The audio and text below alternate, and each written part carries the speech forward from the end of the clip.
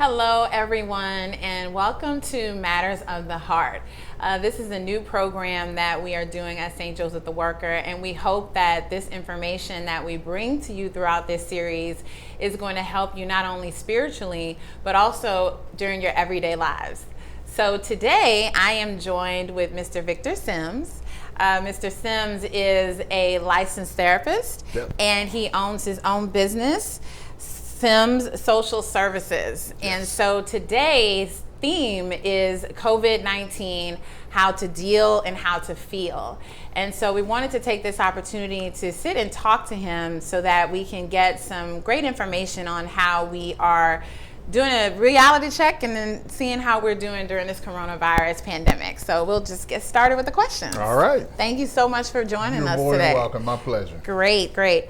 So what are some of the COVID-19 related topics that has been keeping you busy over the past couple of weeks? The main one, if I can just conceptualize it, is stress and anxiety. Stress and anxiety people are having based upon having to go through major changes in their daily routine.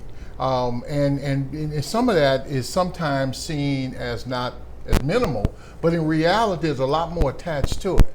You see, every day we get up and we go wherever we go and do whatever we're going to do, there's a certain routine that we go through. Mm-hmm. We never consider it as part of our identity, but it actually is. I mean, from the toothpaste you use, the time you have to get up, when your alarm's going to go off, what direction you go to work, if you're going to stop somewhere to get gas or get coffee, who you might speak to, who you might say so when you get into your place of employment, your co-workers, just everything that you do. And we take it for granted because we do it on a regular basis. Mm-hmm. And we don't identify it as a part of actually who we are. But it actually is. It gives us our identity, it gives us, our self-esteem. And just think about it when you go to a brand new job for the first time. You're a little anxious, you're a little nervous, not quite knowing who's who, what's what, and what's going on. But once you establish that routine, you're very comfortable with that. And that's where our self-esteem comes from. Well, now with COVID, all that's been taken away from us instantaneously. Mm-hmm. It's been taken away from us. And it's like, okay, what do I do? Right. Where do I go?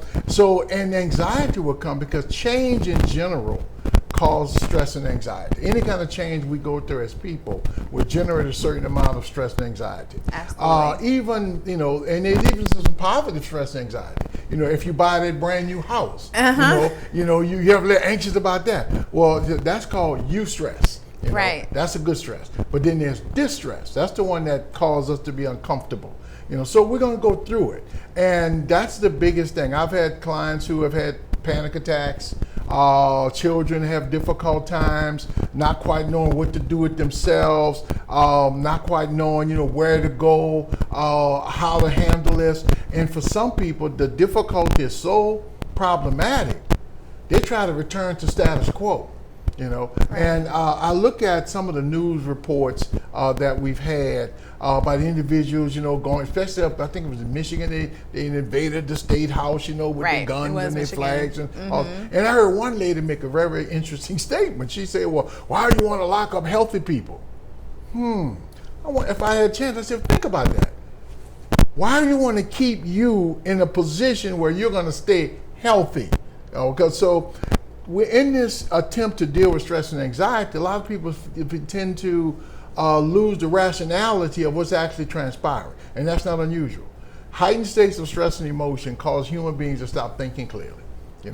We want to get back to our status quo. Right. We feel comfortable there, and we don't feel comfortable when we're doing things differently because we have to get adjusted to that. And we much rather maintain our status quo, our normal course of behavior, our normal patterns, because it helps us to feel whole.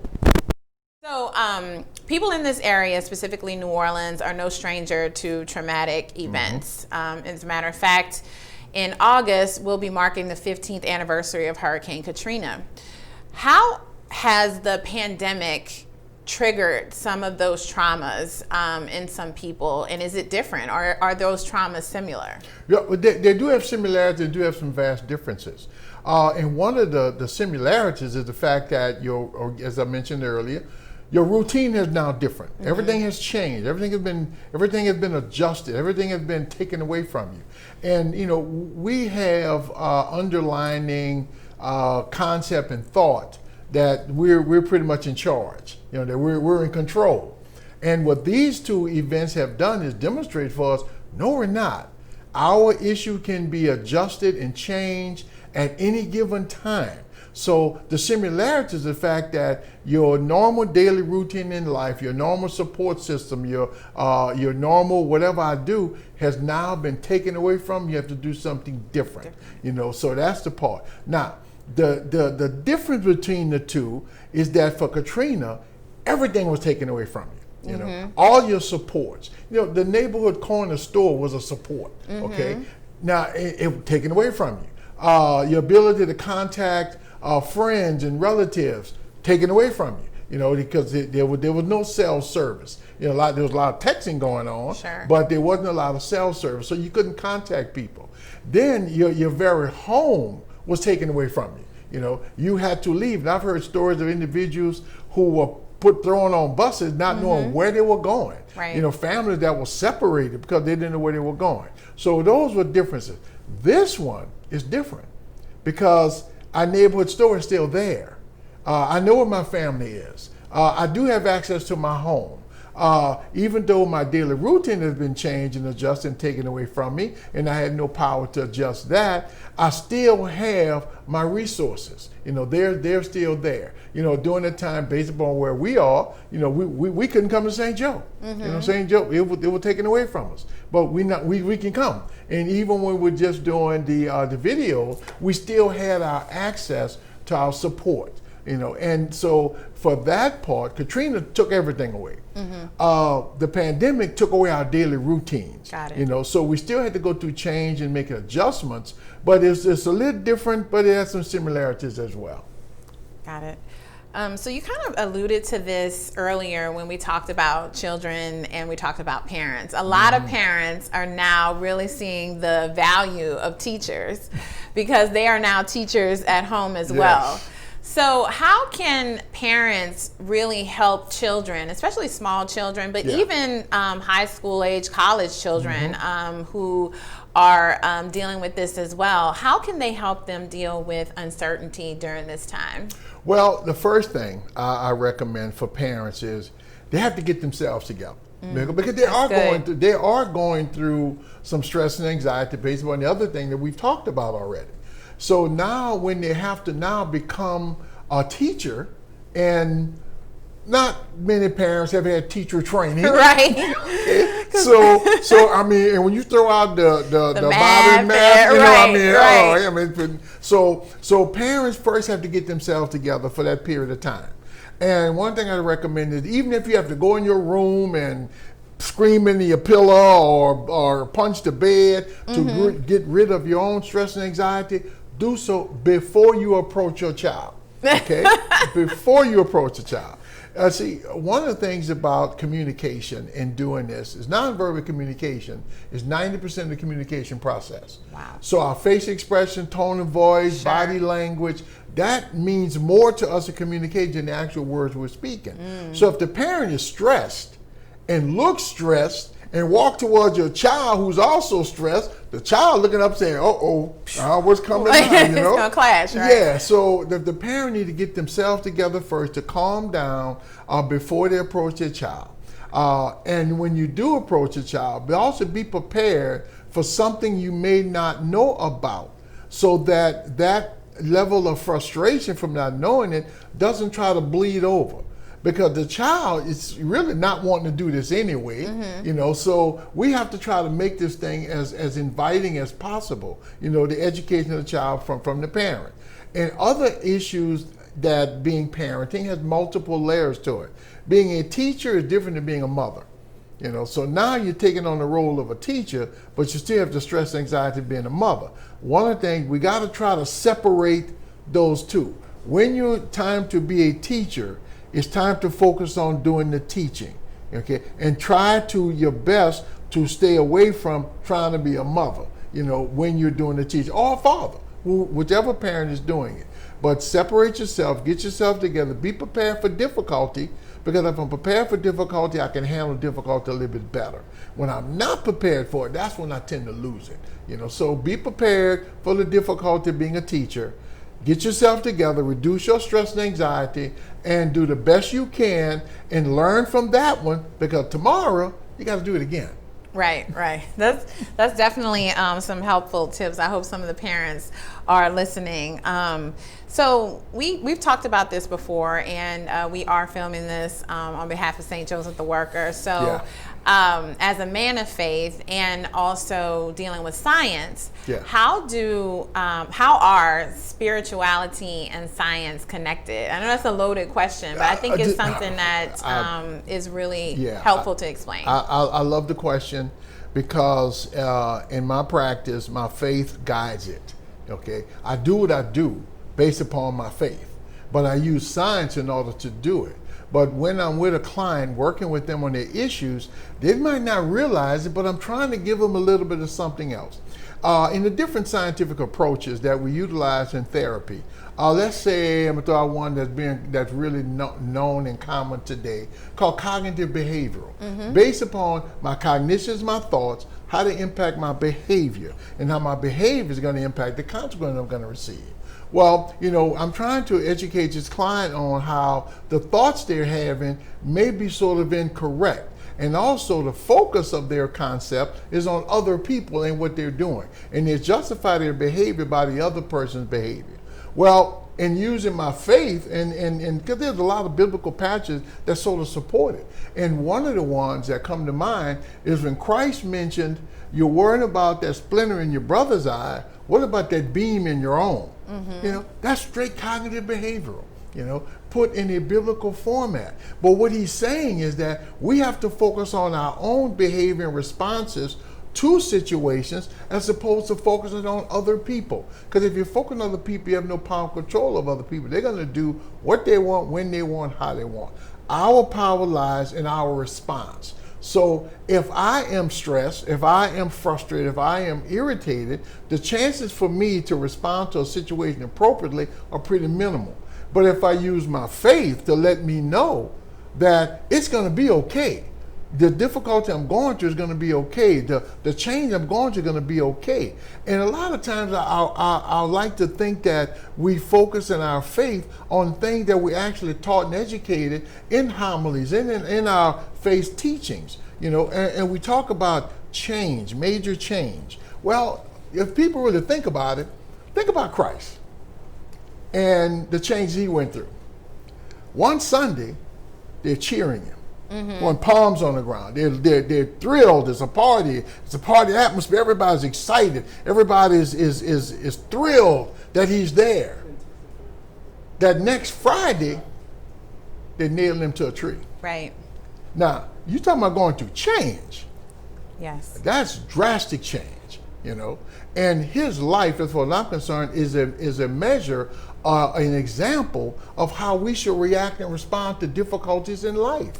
Absolutely. Because he gave us a roadmap. He told us how to do it, either in his words or in his deeds. He showed us how to do it. He was beaten, he was slapped, and never raised a hand, to challenge it. So when we are dealing with difficult issues and feels that someone has treated us inappropriately, using our cognitions about it to understand, something?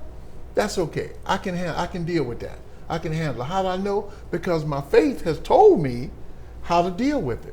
I don't know if a lot of people pay attention to the homily, but I look at the homily as a roadmap of behavior for that week. Okay. Yes. It is telling us how to treat our fellow man. And in therapy, what am I doing? I'm telling people how to treat their fellow man. Yeah, we do the same thing. So the two, I think, overlap a great deal. And I think for me, my faith is the engine that drives it, that drives the science. The faith is the engine that drives. So, Mr. Sims, yes, what are some resources or some quick, easy resources that you can offer for people who don't necessarily have access to a licensed therapist? What can they do? Well, if I go from a pure behavioral standpoint, what a licensed therapist does is talk to you, okay? Now, we attempt to talk from a more logical perspective and also give some different ideas on how to address any particular problem that the person is addressing and dealing with. So, if you can't get to someone like myself, the one thing I recommend is talk to someone, okay? Now, you can't talk to anybody, okay? So you have to be sort of selective in who you have conversations with. And sometimes family members are okay. I say okay because it depends. See, one of the things that a good therapist is not going to do is give you advice. Okay, that's not what we do. Even though that's the concept that a lot of people have, where I'm going to tell you what to do. No, I can't tell you what to do. I can identify for you how what you're doing may not be working, and then offer options that you can select from. But that's up to the individual, in order to make that. They can even maintain, because I'll tell you, look, if you want to keep doing what you're doing, go for it. Now what we've seen is what you're doing is not working according to what you want. So let's identify what it is that you want. And once we identify what you want, we can create the roadmap to help you get there. But you, the individual, have to do that by having conversation.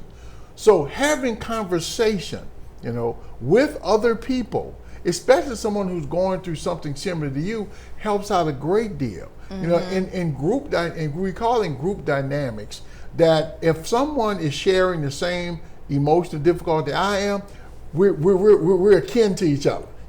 We can relate to each other, so we can have conversation. The idea is to talk about the difficulty. Do not keep it bottled up inside. So if I have someone I can talk to, then I can begin to express it. Now, that doesn't mean they're going to come up with a solution for my difficulty. It doesn't mean that. As a matter of fact, if they come up with a solution for it, be cautious with that, because that might work for them based upon their lifestyles. That might not work for you upon your lifestyle. Now, let's say you don't have someone you can talk to. Okay, just put that out there just in case. Then I recommend journaling. Okay, journaling is it's sort of like people tell I'm gonna write all my thoughts down and that kind of thing, and it has to be a certain particular way, and no. Journaling is I'm going to express my thoughts and my feelings on paper, and there's no rule to it. There's no rhyme or reason to it. There's no subject-verb agreement. There's no spelling issue. There's no this paragraph has to match that paragraph if you're writing up. No, journaling is you just put your thoughts and feelings down on paper. If they're disjointed or disconnected, that's fine. The idea is to pour your stuff out, not to keep it in. So if you don't have someone to talk to, and there's always somebody we can talk to, but just in case, if there's not, then journal. And a journal has no time frame on it. You write until you don't feel like writing anymore. If that's one paragraph or 20 pages, you just pour it out.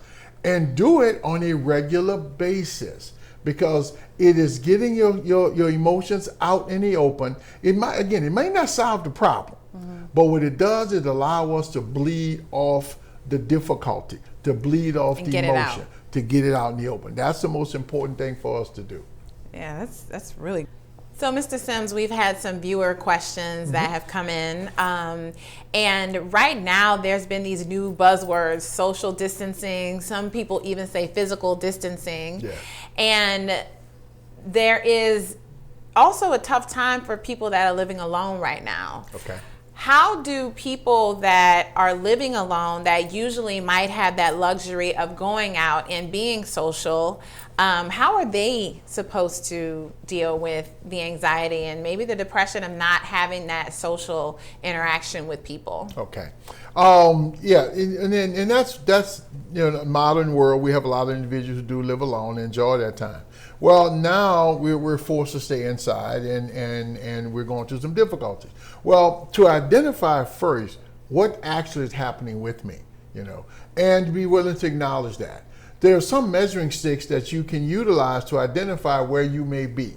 Changes in eating habits, whether you're eating more or eating less. Okay, changes in sleeping habits, where you're sleeping more or sleeping less. And the last one is one that's a little complicated, because we have the restriction governmental wise on traveling around, but socialization. So it's not whether I'm getting out, do I want to? You know, because if I don't want to, if I just don't want to do this, well, then that's the sign. That's the sign that I'm maybe in a depressed state. So you combine them three together to identify where I truly am. Am I depressed? Am I anxious? Because it's okay. You know, sometimes having these type of situations, people look at it as a negative, some type of derogatory thing about you, like something wrong with you. Well, guess what? Something wrong with all of us. You know, that's the reality. So if I'm depressed and I can acknowledge it, then I can take some steps to try to minimize its impact upon me. You know, I can begin looking for activities and situations that may be able to lift my spirits a bit.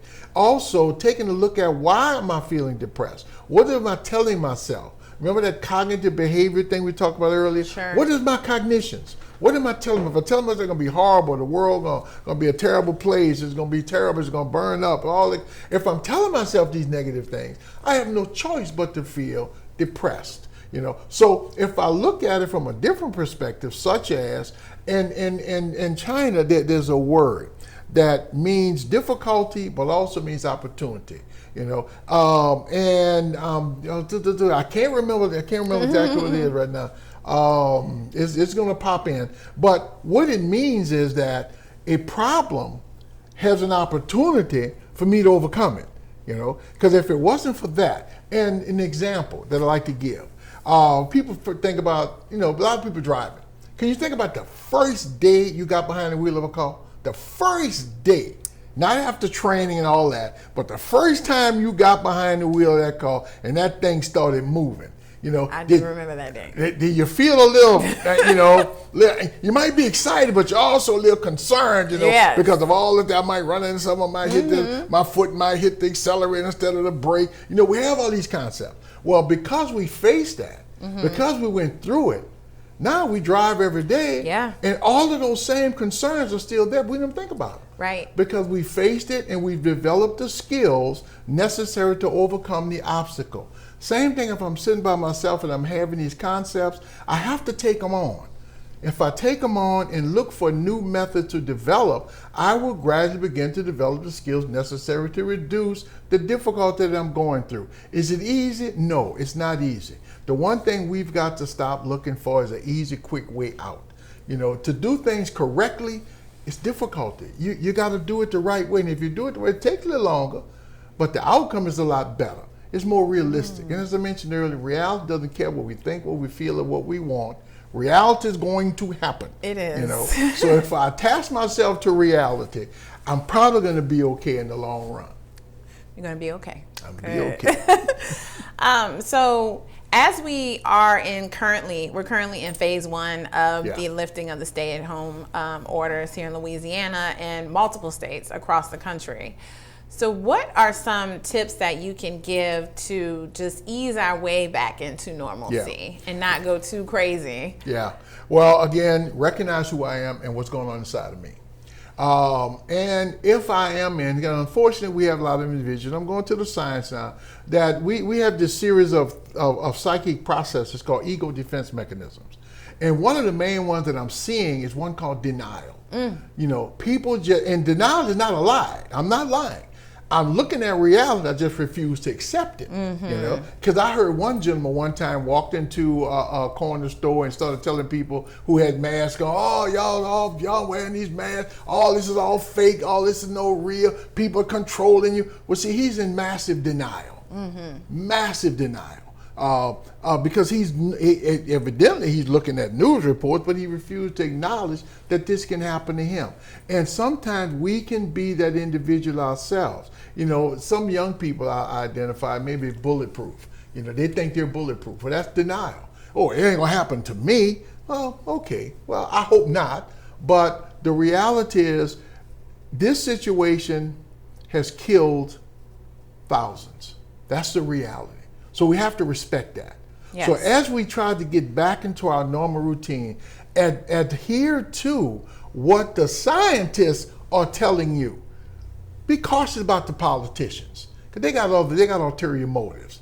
The scientists issue is to see how things work, and they're telling us what to do. So put your mask on, wear your gloves. Gloves issue, mask definitely. Social distancing.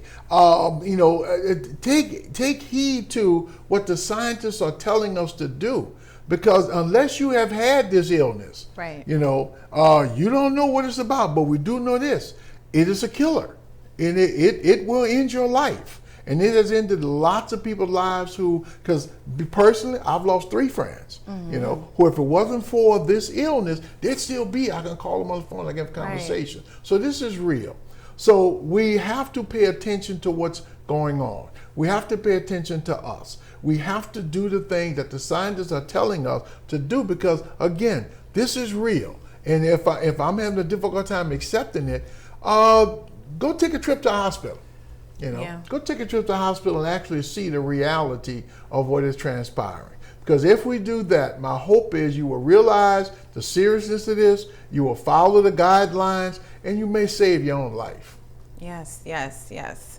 Well, thank you so much, Mr. Sims. I believe this conversation was right on time, and hopefully we were able to provide some information to viewers out there that may have not really thought about how they're feeling or how they're even dealing, or even never took the chance to really sit down and say, you know what, maybe I'm not okay. And I think the purpose of this conversation was for you to showcase, which you eloquently did, thank you, that it is important for us to deal, especially in times of trauma, and also important for us to feel and to really express our emotions. So thank you so much for being our first guest on Matters of the Heart. And thank you so much to everyone who was viewing. Like I said, this was our first show. So let us know in the comments how you thought about it. Even if you have some show topic ideas that you would like to see in the future, please leave those with us too as well. And thanks again, and stay safe.